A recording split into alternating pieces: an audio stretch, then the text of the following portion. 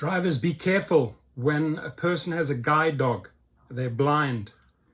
You better take both, the rider and the dog. So says the DOJ. Well, for people who are legally blind, guide dogs are not pets. They're essential aids similar to wheelchairs. Yeah, weeks ago we showed you videos of Uber and Lyft drivers refusing rides to blind users because of their guide dogs. Investigative reporter Candace Wynn found the U.S. Department of Justice is now paying attention. And I explained to him because I have a service animal. She's not a pet. He got out and said, oh, no pets, no dogs. It makes me feel small and less than. 3 Bay Area people, all legally blind, all telling the investigative unit they are constantly left stranded by Uber and Lyft drivers who refuse to accept their guide dogs. Here's a service dog. Thank you. After first hearing from Annalisa DiLeonardo and Linda McLeod from San Jose in May, we're now hearing from Lisa Irving from Mill Valley, who in 2021 won a lawsuit against Uber, making the company pay $1 million for all the refusals she experienced with her guide dog.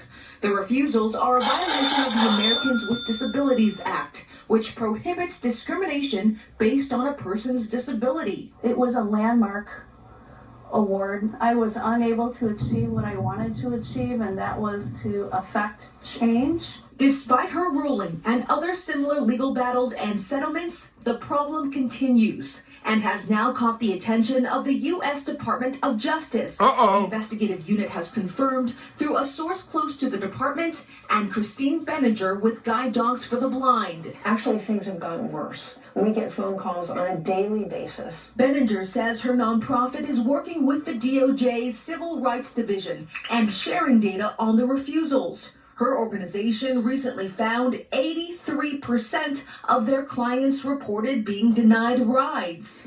A number of clients are actually evaluating whether they would get another guide dog again.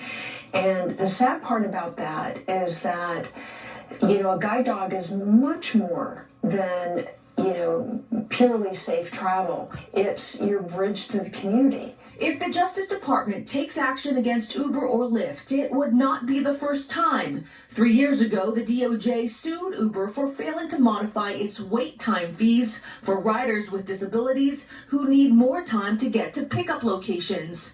Uber agreed to a multi-million-dollar settlement and reimbursed more than 65,000 Uber users. And he's not a pet. He is like a wheelchair. I know, but I can't. As for guide dogs, Uber told us we have a clear policy prohibiting drivers from denying service because of a rider's service animal, and it can take appropriate action, which may include permanent deactivation of a driver's account.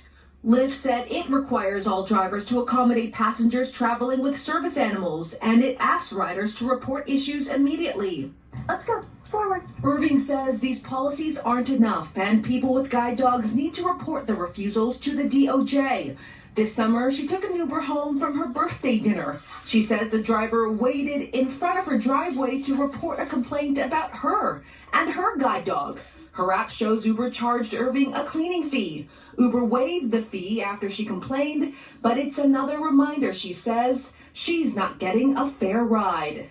You might be wondering, what about Uber Pet, that option where you can bring along your dog? Users who are blind tell me it's not a solution because it requires an extra fee. They say it actually makes the problem worse because some drivers tell them to use Uber Pet and then drive away. Uber tells me their drivers have to accept guide dogs, no extra steps or fees required. You better follow those guidelines. You heard them. Leave your comments, right? We're independent contractors. This is a very sticky area. Uber pets, Uber guide dogs. Leave your comments, please.